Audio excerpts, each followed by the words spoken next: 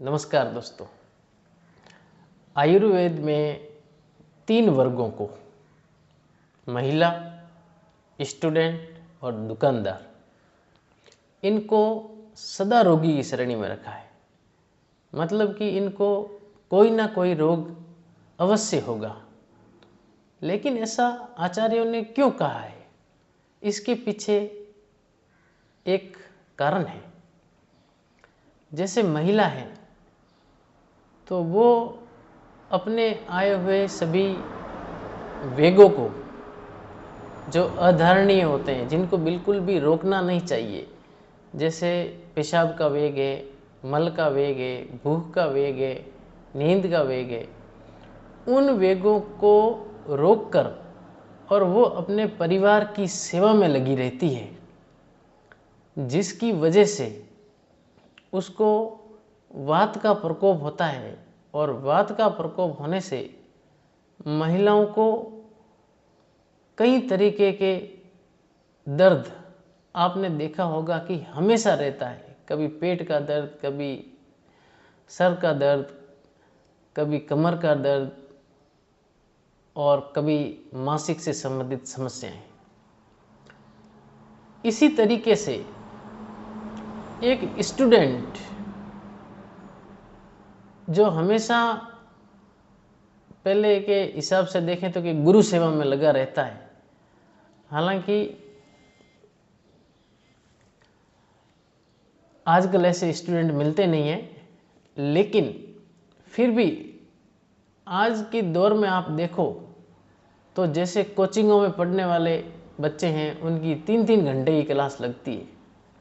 अब उसको भूख लगी तो भी वो दबा के बैठता है, अगर उसको सुसु लगा तो भी दबा के बैठता है।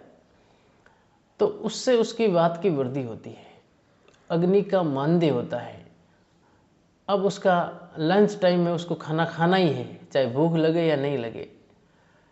रात को उसको कंपटीशन के तैयारियां है या अपनी पढ़ाई में अच्छे मार्क्स प्राप्त करने के लिए रात को देर रात तक उसको पढ़ना है, नींद का वेग उसको रोकना है और दिमाग को ज़्यादा चलाना है, ज़्यादा उस पर मेहनत करनी है। तो इसकी वजह से एक स्टूडेंट को भी आप देखेंगे कि उसको कुछ ना कुछ शारीरिक या मानसिक समस्या अवश्य रहती है।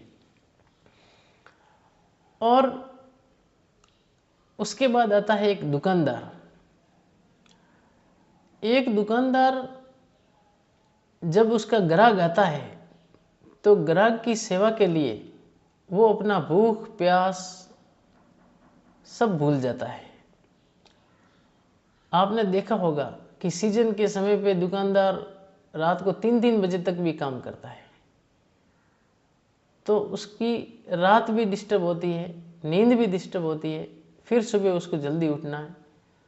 और इस तरीके से दुकानदार भी जो है कई समस्याओं से पीड़ित रहता है, क्योंकि इन तीनों के अंदर जो शारीरिक दोष हैं वो सही अवस्था में रह ही नहीं सकते हैं जब तक वो इन कामों में लगे रहते हैं।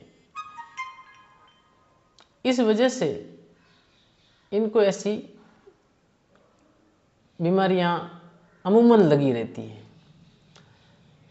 लेकिन इनको क्या करना चाहिए, कैसे मैनेज करना चाहिए, इसके बारे में मैं आपको अगले वीडियो में बताऊंगा।